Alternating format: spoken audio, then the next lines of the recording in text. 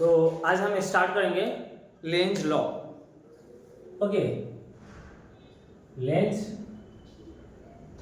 Law. अभी तक electromagnetic induction में हमने फ्लक्स निकाल रखा है। फ्लक्स बराबर क्या आया था? PA cos theta.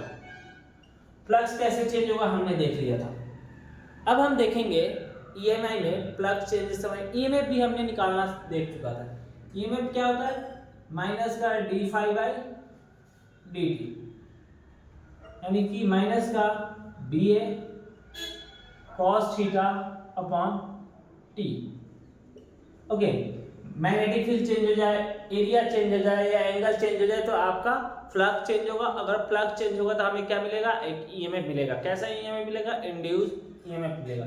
Negative side क्या बताता है? डायरेक्शन। Okay, direction. और डायरेक्शन कैसे निकाला जाता है?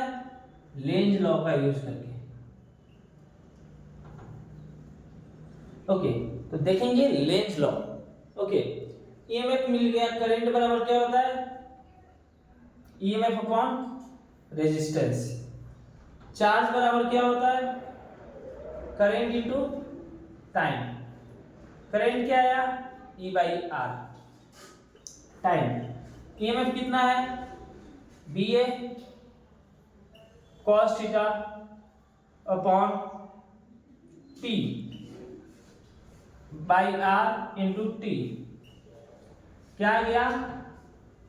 BA cos theta upon R, यानी कि delta phi by delta R। ये चार्ज का फ्लो होगा गिवन टाइम में। आगे बढ़ते हैं, लेंज लॉ समझते हैं होता क्या है।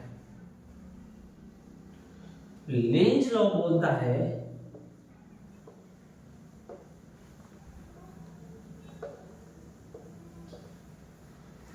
लेंज लॉ बोलता है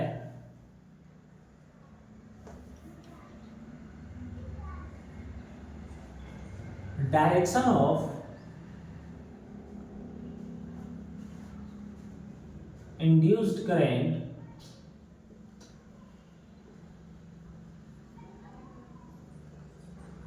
is such that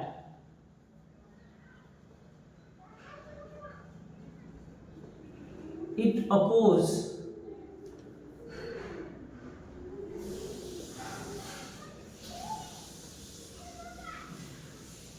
the cause which produce it।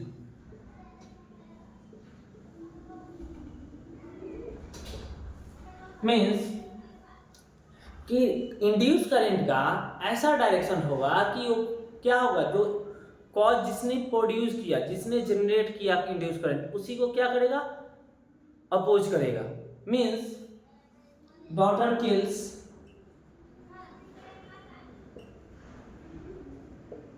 Father. लड़की अपने दिल पे मत लेना, बस जोक है। डॉटर ना लिख के किड लिखते हैं। किड किल्स फादर, मतलब फादर ने डॉटर को जन्म दिया, डॉटर ही फादर को क्या करने पे चल तुली हुई है? मारने पे। यही क्या होता है? इंड्यूस EMF का डायरेक्शन, इंड्यूस करंट का डायरेक्शन होता है। थोड़ा सा एग्जांपल से देखते हैं। मान लो इनवर्ट मैग्नेटिक फील्ड है।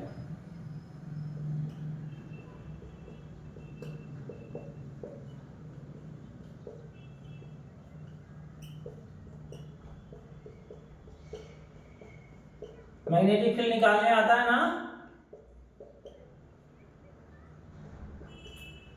और मैग्नेटिक फील्ड कैसा है? इंक्रीजिंग है। इंक्रीजिंग मैग्नेटिक फील्ड है। इसमें एक लूप है, एक करंट कैरिंग लूप है। इसमें जो इंड्यूस करंट होगा उसका डायरेक्शन कैसा होना चाहिए? मैग्नेटिक फील्ड इंक्रीज हो रहा है, यानी कि फ्लक्स इंक्रीज होगा।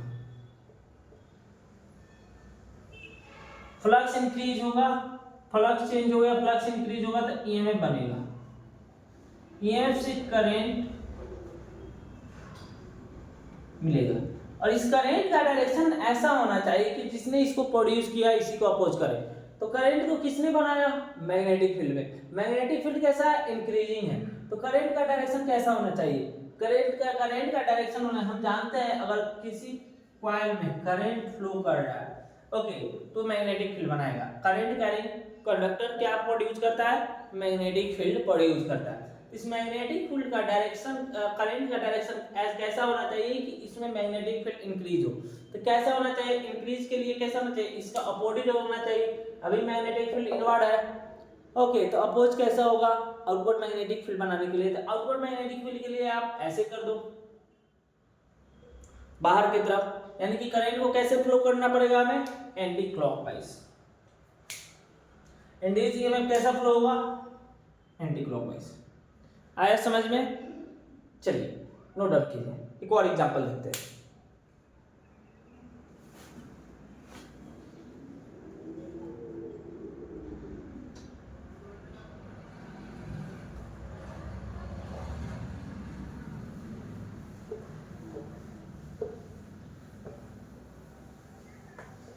हमें तो लूट लिया, फिजिक्स वालों ने।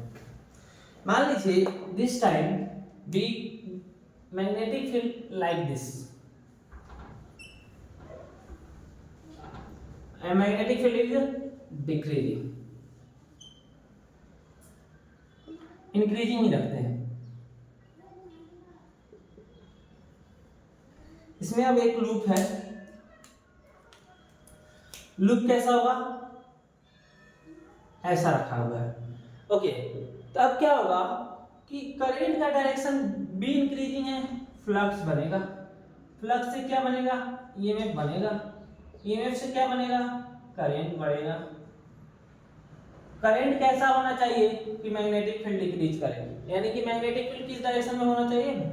इस डायरेक्शन में। मैग्नेटिक फील्ड किस डायरेक्शन में? इंड्यूस मैग्नेटिक फील्ड, करंट का रिक्वायर्ड इंड्यूस मैग्नेटिक फील्ड कैसा बनेगा? इस डायरेक्शन में। तो करंट को कैसा चलना चाहिए? अगर क्लॉक बाई चला, एंटी क्लॉक बाई चला, तो मैग्नेटिक फील्ड इधर बनेगा, यानी कि अलोंग द मैग्नेटिक फील्ड बनेगा। तो कैसा चाहिए? अपोज करना चाहिए। तो क्लॉक मैग्नेटिक फील्ड कैसा बनना चाहिए? सॉरी, करंट कैसा फ्लो करना चाहिए? क्लॉकवाइज। तो अब एक इंड्यूस करंट से मैग्नेटिक फील्ड इधर बनेगा जो इसको अपोज करेगा। This is the blue and this is the black. Current का डायरेक्शन होना चाहिए।